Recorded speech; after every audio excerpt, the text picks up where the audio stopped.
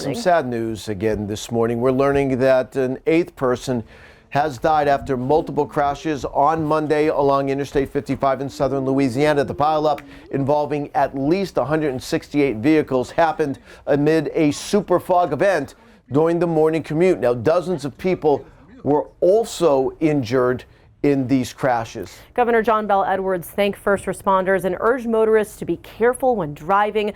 Of course, we want to talk more about this situation, how it happened, and how it could be prevented. So joining us now to talk more is AccuWeather Chief Meteorologist Jonathan Porter. John Porter, thank you so much for joining us here on this Wednesday morning. You know, such a sad situation, but we want to help people out as always here on the AccuWeather Network. That's right. Good morning. It was a significant tragedy here in this dense fog situation. Yeah, and this is not just any sort of run-of-the-mill fog, right? Fog can be dangerous no matter what, but this is what we're calling super fog. Could you explain to our viewers what exactly super fog is for those who've never heard of it before? All right, well, that's a great point. This was an atmospheric setup that was going to produce dense fog no matter what. However, what the extra wild card was the fact that we had these wildfires, these marsh fires going nearby, which resulted in then a combination of regular fog plus the smoke called superfog. And that's what led to this really significant reduction in visibility. And that occurs when you have this cool, moist air near a wildfire or marsh fire in this case, and the actual smoldering material. These plant fires, they produce a lot of smoke, but a lot of particles as well. And those particles in the atmosphere that get lofted right near the ground is what you actually get condensation on to form that extra enhancement to the fog. So this is infamous. These super fog situations are infamous for producing very low visibility. You can hardly see in front of you. It's such a dangerous thing when you're on the road, and unfortunately, we have been talking about this is not kind of a one and done situation. We're still looking at a bit more of that potential, right? Considering these fires, these marsh fires, are not too close to being out. Right, we're going to have to keep an eye on that here in the coming weeks across the New Orleans area. If those winds tail back and become very light, and we end up with a situation where we can have fog forming, it can be enhanced by the same kind of function.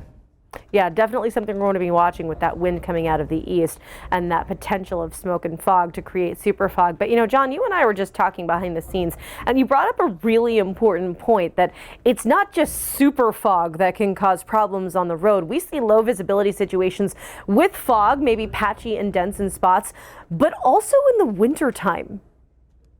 That's right. When I saw these really tragic videos from the scene along I-55, the first thing that struck me is this looks a lot like a snow squall situation where people encounter very quickly, might be moving along at normal highway speed, but then all of a sudden something happens in front of you and you just cannot see that. And that's why these kinds of situations are so dangerous, because something happens and then you get a chain reaction here of vehicles crashing into each other and a very serious situation quickly. I think that's what happened here. You're absolutely right. This is something that, of course, we want to prevent whenever possible. It's obviously very tough when the weather conditions change rapidly, but there are a few things that people can do if they're out on the roads and encounter those areas of low visibility. Right. I think it's important to recognize that can come upon you very quickly, so be aware of that. The most important thing, I think, is to safely reduce your speed. If you start seeing fog or reduced visibility, that gives you more time to react. And of course, use those low beams. That'll help you in this kind of situation.